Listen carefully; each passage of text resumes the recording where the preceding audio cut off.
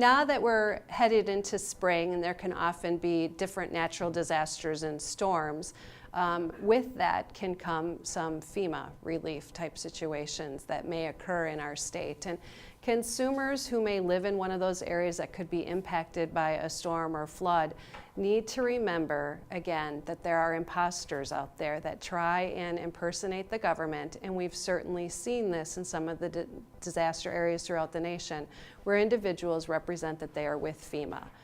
There's also individuals who try and file claims in your name with FEMA and try and obtain those services from them. So being cautious to protect oneself against these imposters. If someone comes knocking on your door, be sure that they have the appropriate credentials.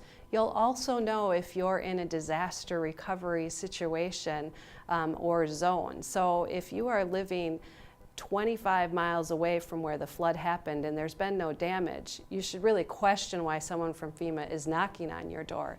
But if you're in that zone, be sure that you ask for those credentials, understand if they're actually moving door to door. If you do not believe the credentials, trust the information that's being presented to you, you shut that door and call the local law enforcement. Do not let anyone into your home. And then you also need to be cautious if you need to file a claim and you're told that one's already been filed. Question that. Contact FEMA and let them know that you had not previously filed a claim and someone was out there impersonating you and trying to get those services. And if you go to the FEMA website, they have different information for disaster recovery and fraud that can occur.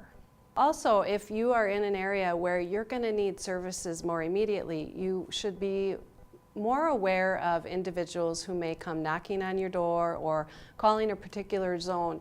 And this might not be an entire natural disaster. This could just be a hailstorm where there is roofing damage that's done.